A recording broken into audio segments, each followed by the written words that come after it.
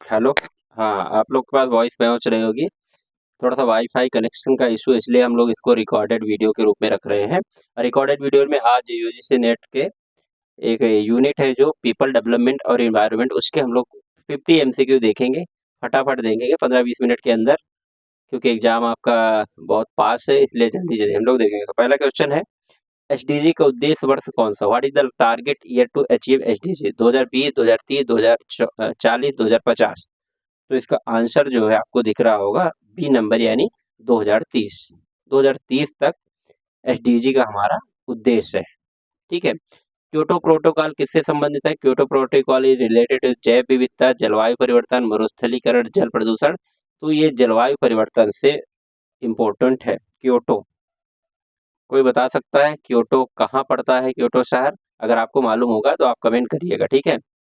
Montreal protocol का उद्देश्य किस गैस को कम करना है? CO2, CH4, ozone depletion substance, NO2, then ozone depletion substance, NO2। तो इसका आंसर क्या है? Montreal protocol is related to ozone depletion, ozone depletion को कम करने के लिए। ठीक है ना। उसके बाद आप ये यहाँ पर ऐसे क्वेश्चन भी आ सकते हैं। देखिए, क्योटो प्रोटोकॉल किससे संबंधित है? तो जलवायु परिवर्तन। मॉन्ट्रियल प्रोटोकॉल किससे संबंधित है? तो ओजोन डिप्लेशन से संबंधित है।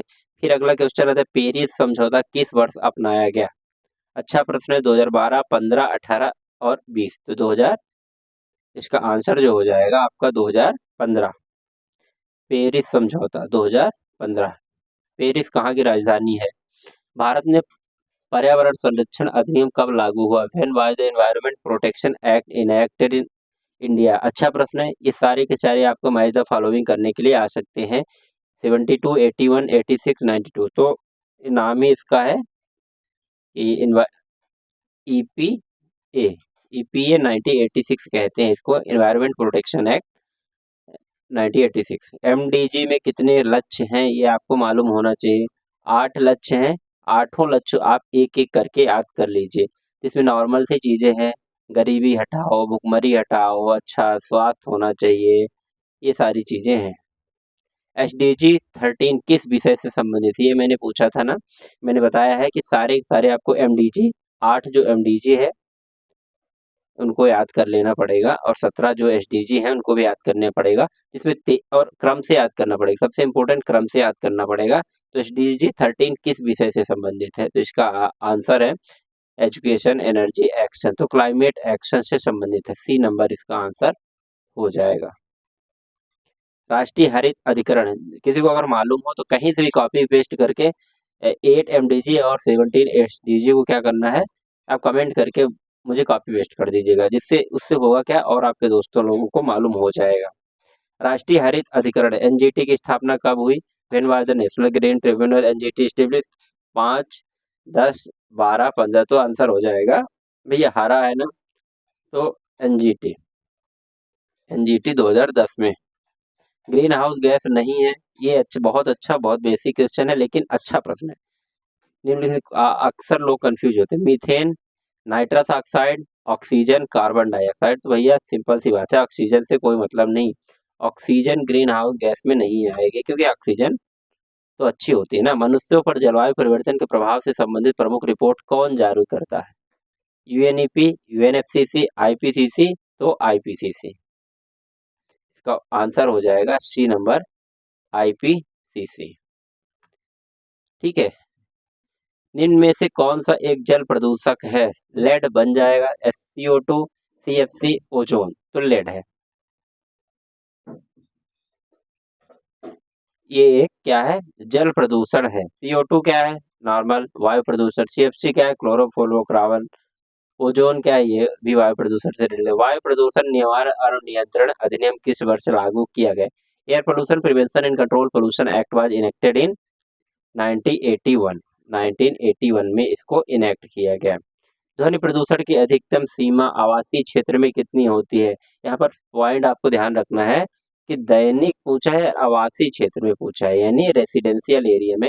आसान प्रश्न है। थोड़ा सा कभी कभी आपको कंफ्यूजन हो सकता है, पर यहाँ जो ऑप्शन दिए हैं, 45, 55, 65, 75। तो ये 55 हो गया। ठीक है ना, 55 डेसिबल। 55 डेसिबल, ये क्या होता है, अधिकतम सीमा होती है। सीएफसी का मुख्य उपयोग कहाँ की किस में किया जाता है भैया, पता है आपको, फ्लोरोकार्बन, एग्रीकल्चर में नहीं, refrigerator and air conditioner, power plant, vehicle. तो हाँ, इसका आंसर हो जाएगा बी नंबर, यानी सीएफसी का यूज कहाँ किया जाता है, तो आपके घर में फ्रिज होते हैं, एसी होते हैं, वहां पर किया जाता है ये।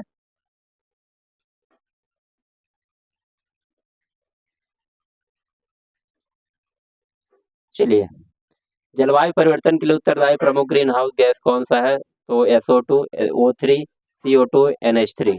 तो इसके लिए भैया CO2 सबसे ज्यादा उत्तरदायी गैस है। रेडियोधर्मी प्रदूषण का स्रोत कौन है, what is the source of radio active pollution, nuclear power plant, cement factory, paper industry, textile industry. भैया जहाँ पर न्यूक्लियर पावर प्लांट में ही क्या होते हैं, रेडियो एक्टिव मटेरियल पाए जाते हैं, वहीं से इसकी संभावना रहती है, न्यूक्लियर पावर प्लांट से, यानी ए नंबर। भारत में कितने न्यूक्लियर पावर प्लांट हैं, एनीवन गेस, कमेंट करिएगा आप। जलवायु परिवर्तन पर पहला विश्व सम्मेलन कहाँ हुआ था, बहुत बढ़िया प्रश्न है, बहुत ट्रिकी क्वेश्चन है। Geneva, Stockholm, Paris, Rio de Janeiro. तो स्टॉकहोम, स्टॉकहोम, स्टॉकहोम 1972। ओजोन परत किस क्षण क्षरण किसकी उपस्थिति से होता है, कौन करवाता है भैया ओजोन परत का क्षरण, तो सीएफसी करवाता है, क्लोरोफ्लोरोकार्बन। इसीलिए एसी और आपका फ्रिज का उपयोग कम करा करिए। नमामि गंगे योजना किस उद्देश्य से शुरू की गई, हाँ अच्छा प्रश्न है। बिल्ड ए डैम्स, डैम बनाने के लिए नहीं भैया। प्यूरिफाई गंगा रिवर, हाँ हो सकता है। प्रमोट टूरिज्म, नहीं। कंट्रोल फ्लड, हाँ यही क्वेश्चन है, प्यूरिफाई गंगा रिवर। पर जलवायु परिवर्तन के प्रभाव को मापने की मापक है, which is the measure to assess the impact of climate change, green GDP, HDI, CHG, carbon footprint. ये बढ़िया प्रश्न है, जनरली लोगों का ध्यान जाता नहीं है। तो जलवायु परिवर्तन के प्रभाव को मापने का क्या मापक है, तो कार्बन फुटप्रिंट द्वारा मापा जाता है। किस नीति के तहत हरित भारत मिशन संचालित है, forest policy, national action plan on climate change, यानी NAPCC, pollution control act, eco restoration plan. तो NAPCC, यानी आंसर आंसर नंबर बी इसका सही हो जाएगा। मिलेनियम डेवलपमेंट गोल्स को किसने शुरू किया, ये अच्छा प्रश्न है। MDG कितने हैं, 8। इनको आपको ध्यान रखना है, सारे के सारे आठों को याद करना है। MDG किसने शुरू किया भैया, UNEP, UNDP, United nation, WHO। तो एलिमिनेट करिए, WHO कर नहीं सकता क्योंकि ये स्वास्थ्य से संबंधित है, ठीक है। UNEP, यूनाइटेड नेशन एनवायरनमेंट, ये हो सकता है। UNDP, ये भी, लेकिन आपको ये बहुत अच्छा इसलिए प्रश्न माना जाएगा क्योंकि यूनाइटेड नेशन द्वारा ये MDG शुरू किया गया है, ना कि UNEP ऐसे। SDG 6 किससे संबंधित है, सस्टेनेबल डेवलपमेंट नंबर 6। तो इसका आंसर सीधा का सीधा हो जाएगा clean water and sanitation, clean water and sanitation. Climate action अभी हमने SDG 13 देखा था। भारत का राष्ट्रीय स्वच्छ ऊर्जा मिशन किससे संबंधित है, hydro energy, wind energy, biomass, solar energy. तो इसका आंसर हो जाएगा बिना डाउट के सोलर एनर्जी। सतत विकास का उद्देश्य है, यानी the aim of sustainable development, क्या एम है, तेज औद्योगिकरण, केवल पर्यावरण सुरक्षा, संतुलन बनाना, विकास पर्यावरण। तो इसका आंसर हो जाएगा सी नंबर, संतुलन बनाना विकास और पर्यावरण में SDG का हमारा मेन उद्देश्य है, ठीक है।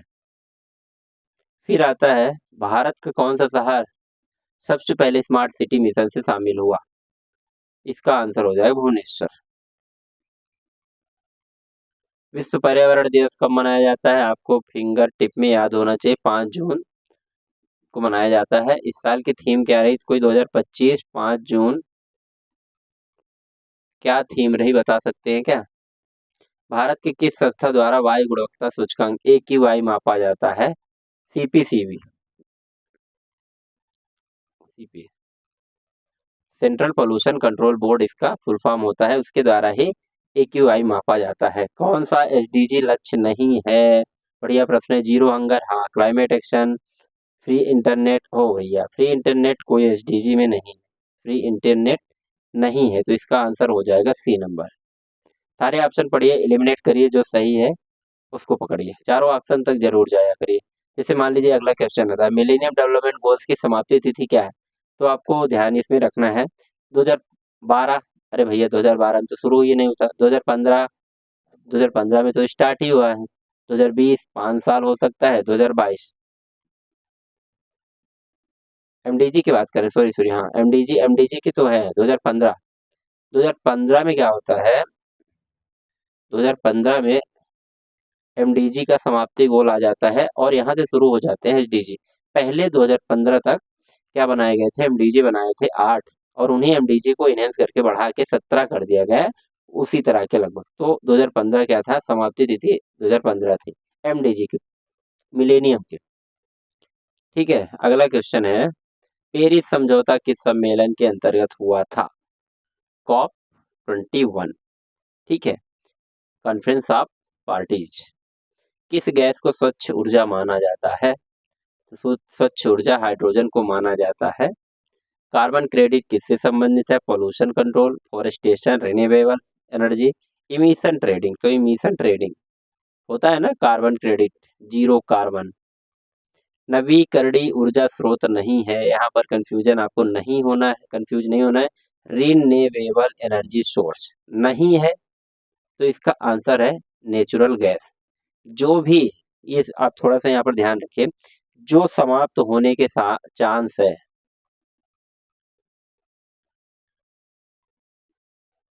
वो क्या कहलाएगा? Non renewable. नॉन रिन्यूएबल मतलब अनवीकरणीय सोर्स, जैसे कि नेचुरल गैस हो सकता है समाप्त, कोयला है, पेट्रोल है, ये सब समाप्त हो सकते हैं। ठीक है, और रिन्यूएबल क्या आता है ऊर्जा का स्रोत? सोलर एनर्जी हो गया भैया, नहीं समाप्त होने वाला। विंड एनर्जी हो गया, ये सारे नहीं समाप्त होने वाले। तो आंसर इसका हो जाएगा सी नंबर। वातावरण में सबसे अधिक मात्रा में पाई जाने वाला गैस कौन सा है? भैया बिना डाउट के इसमें मानना है आपको नाइट्रोजन, 78% मारना है। ऑक्सीजन कितना है, कार्बन डाइऑक्साइड कितना है, आर्गन कितना है, इसका भी रिवीजन कर लेना है। भारत में सबसे अधिक सौर ऊर्जा उत्पादन किस राज्य में होता है? बढ़िया बताइएगा, बहुत सरल है ये। राजस्थान, तमिलनाडु, गुजरात। सबसे ज्यादा होता है राजस्थान में।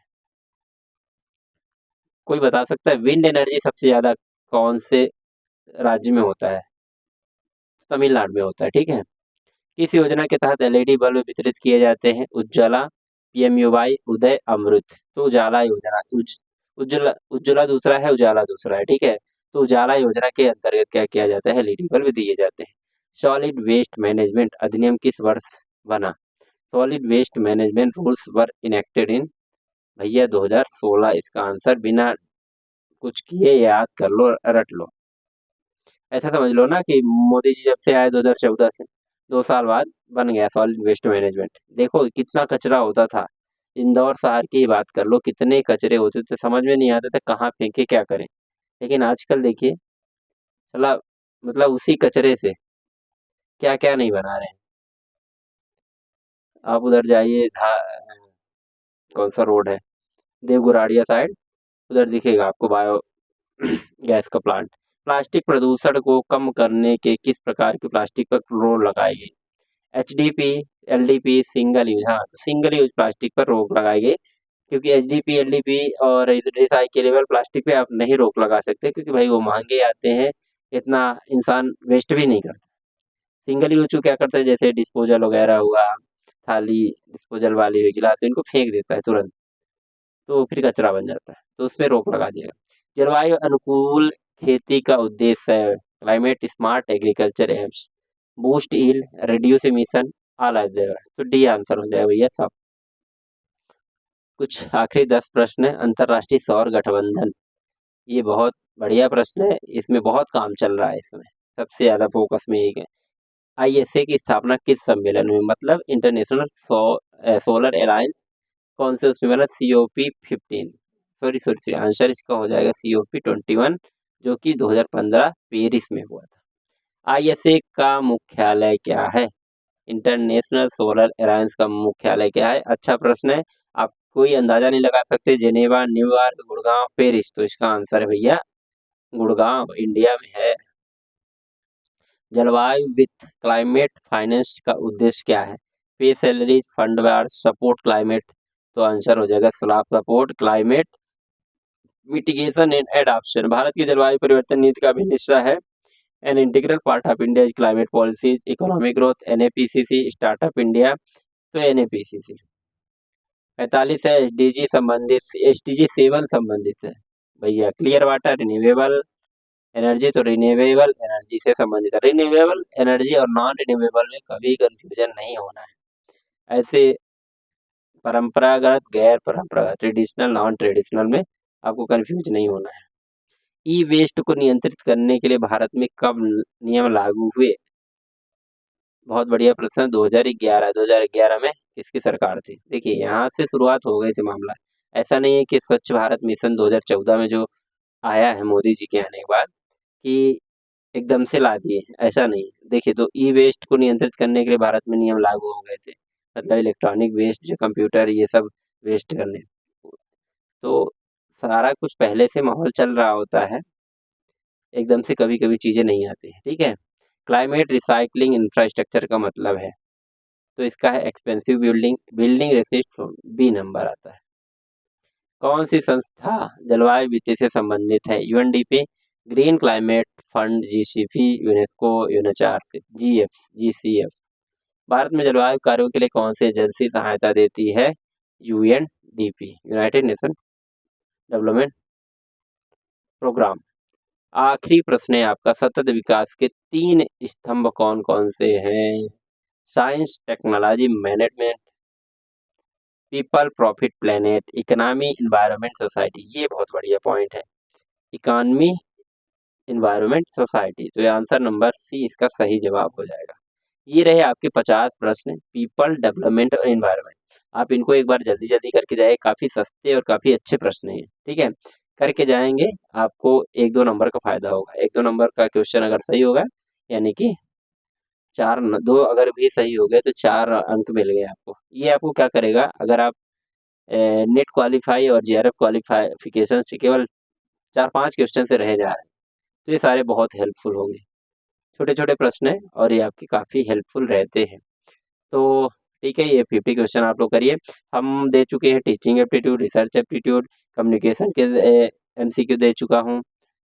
इसके एमसीक्यू आज हो ही गया है। पीपल डेवलपमेंट बचता है, आईसीटी बचता है, फिर आपका हायर एजुकेशन, ये थ्योरेटिकल पोर्शन का। और हो सकेगा तो मैं डीआई और उसके लॉजिकल रीजनिंग और मैथ के भी कराऊंगा, ठीक है। फिलहाल आप एंजॉय करिए, और 21 तारीख से एग्जामिनेशन आपका स्टार्ट हो गया है। चलिए ठीक है, मिलते हैं नेक्स्ट